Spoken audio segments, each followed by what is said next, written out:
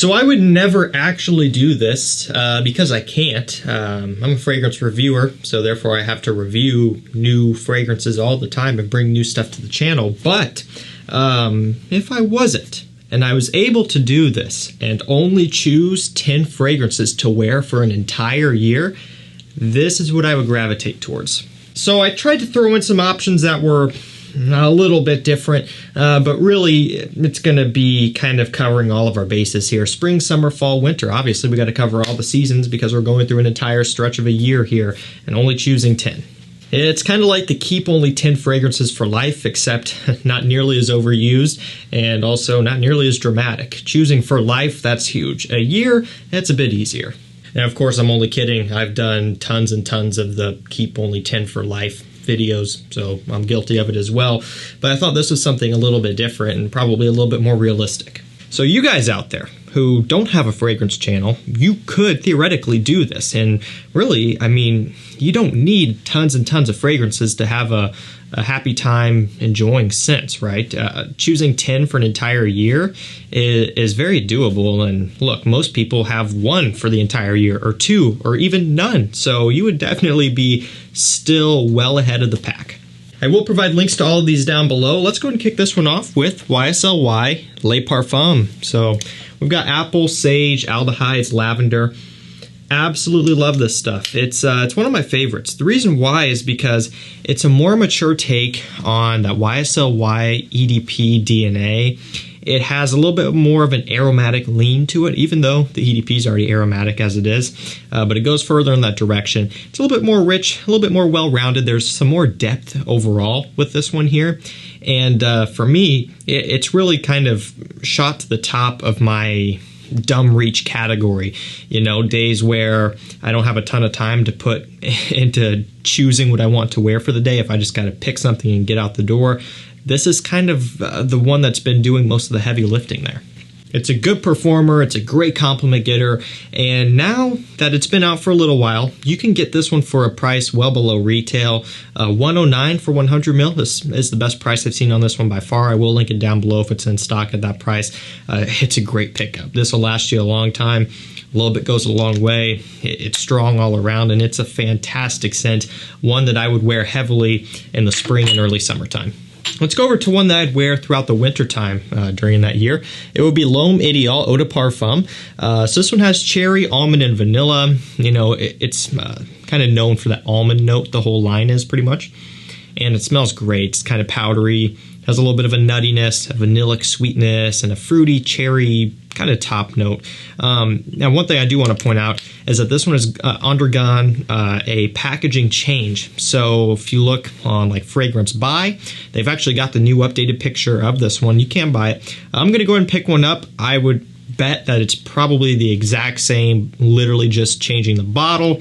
But I know people are going to be curious. I'm kind of curious myself, so we'll see. But the point is, now that they've kind of rolled out this new packaging change, I predict that this one should be more consistently in stock now. For the longest time, this was very hard to pick up. It should be back to normal now going forward, at least I hope. I love this stuff. For wintertime, it is a great scent. You know, for me, it just exudes this ultimate level of class and sophistication that I don't get from everything. Makes me feel great. I feel confident when I wear this one, and I just feel on top of the world. And this is one where I never regret wearing. You know, sometimes you may spray something on, and later on in the day, you're like, oh, you know what? I wish I would have worn this instead. I've never had that happen here. Let's go and go over to another summer/spring one. We have XERJOFF Kobe. So we've got orange, petitgrain, neroli. Man, do I love this stuff. Absolutely love it. You know, it has this kind of sweet orange smell. The neroli petitgrain mixture gives it this very green leafy texture to it. It's definitely a niche level citrus, fruity, kind of semi-floral scent. You know, this is not going to be for someone who's kind of just jumping over from designers into niche, and you're maybe not fully familiar with how niche citrus is done. You know, you may want to kind of dip your toes in and just sample first and that sort of thing. But also to that point, it's very mass-pleasing. For me, it's just one of my favorite citruses out there. I love how the orange mixes with the petitgrain. The neroli kind of has this texturized kind of bite to it, has this sharpness, this bright opening, this sparkling, effervescent quality. It's one that I wish I would have discovered a lot sooner. Kind of following that similar trend, we have Agua de Jo Profondo. Aquatic notes, orange, and mineral notes are some of the main notes here. Do I love this one? It's an aquatic, but a completely different take. You know, it has truly this mineral smell, and you may be having a hard time trying to figure out, okay, how could you smell minerals in water? Because you hear about that, like, oh, you know, my well water has a lot of minerals in it. But when you smell this one, you really do get it, and it's something you pick up on right away. This oceanic rock smell, this mineral smell. It smells like you're at the beach with the waves coming up and hitting the rocks right there off the waterfront. It's so photorealistic. If you want an aquatic that really does something different here, not your typical Nautica Blue aquatic or anything like that, really something unique, go for this one. It's a good performer. It's a huge compliment getter. I love it. We're going to go for a newer fragrance up next. This one will be more fall, winter, early spring, and even summer evenings, honestly, so kind of a little bit of everything. It's a Narciso Rodriguez PARFUM, Bleu Noir, that is. And man, is this good. So we've got iris, suede, musk, sandalwood. This is their iris fragrance. A little bit late to the party, but I'm not complaining. You know, the iris trend is not over, but, you know, they definitely didn't pump this one out at the same time every other brand was pumping them out, because this is the newest one here, just came out this year, I believe, right? And so it's their take on it, and it is a very, very good take on iris. It's a little bit sweeter, but also not as sweet as your Dior Intense, Valentino Uomo Intense, or Gentleman Eau de Parfum, or Gentleman Eau de Parfum Reserve Privé. Not as sweet as those. In terms of its sweetness level, it would be more on par to something like Gentleman Eau de Parfum Boisé, you know, that one there with the iris sandalwood. That's where it would kind of fit in with more. So there's a little bit more of a fresh balance here, a good amount of musk. You get a little bit of that Bleu Noir DNA in here, but it strays away from that quite a bit, really focusing on the iris, a little bit dusty, a little bit powdery. You know, it may sound redundant. I own all of the big iris fragrances for the most part, and I'm still finding a spot in my rotation for this one, and I think that's saying something. And back to summer we go. We have light blue Italian Love. So grapefruit, bergamot, violet leaf, ozonic notes, all that stuff. It's very similar to Forever, but with the addition of a more prominent bergamot note, which kind of takes away some of that overpowering grapefruit. Now, don't get me wrong, grapefruit is still strong. That's still the star of the show, but not to the level as Forever, which is, you know, grapefruit, and that's it really in terms of your citrus there. The bergamot really helps to balance it out and still gives it kind of a tart sweetness, but instead of it all coming from the grapefruit, there's a balance there.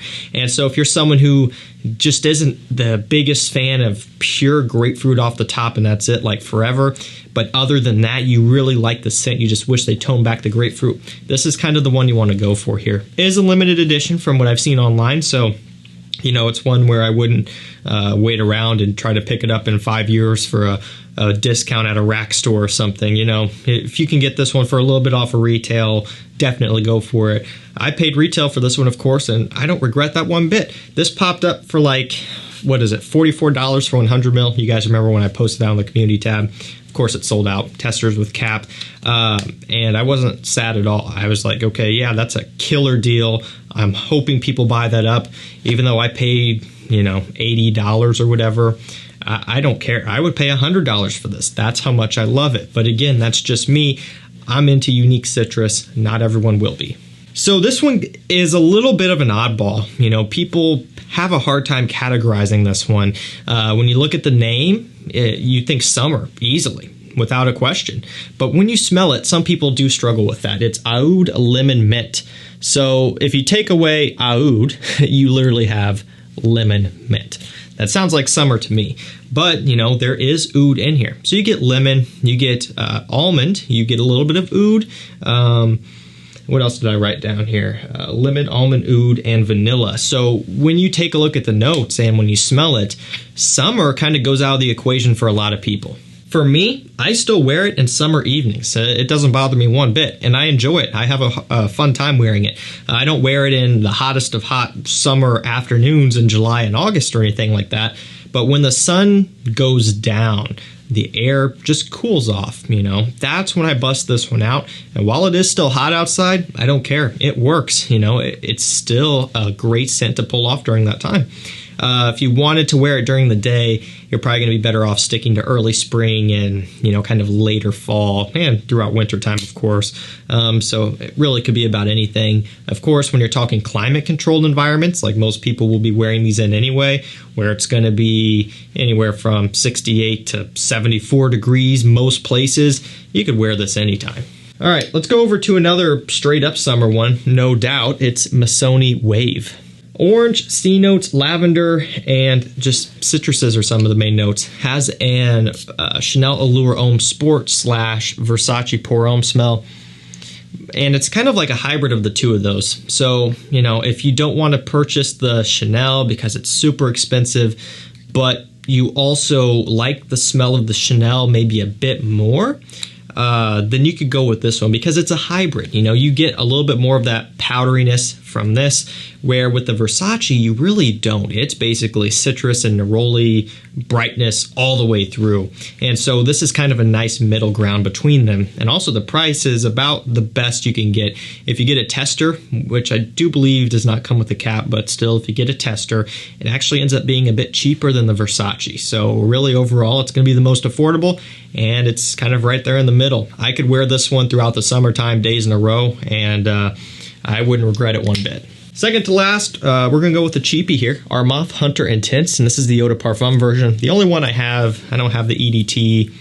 I'll probably pick it up for video's sake at some point, but other than that, I'm happy with the EDP. This is going to be a mashup of all of your blue fragrances, including aquatics. So it's Aqua Atlantique, Dylan Blue, Invictus Aqua, a whole bunch of that. This is going to be the bane of some people's existence. Some people would want to smell this and literally throw it away. Me, on the other hand, I love this type of thing. You know, I love all those fragrances, the blues, the aquatic blues, all of that stuff. And so when you have something that combines all of it into an eau de parfum concentration for about $20 for 100 milliliter, sign me up. And last up for this one, we have John Varvatos XX Artisan Bitter Orange, Vetiver, Sichuan Pepper. That's what it's all about. It's their take on a vetiver. This is really kind of their first vetiver-centric fragrance, which is really cool.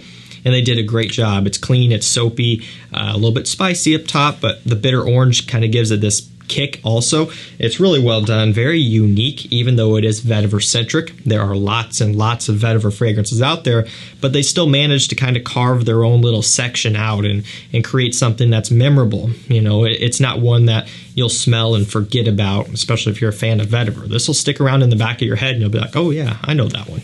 That's going to do it for me. 10 fragrances that I would choose to wear for an entire year if I had to or if I were able to. I will provide links to all these down below, so feel free to use those and get the best prices. That's going to do it for me. Thank you so much for watching. Stay safe, stay healthy. We'll see you tomorrow with another one. Take care.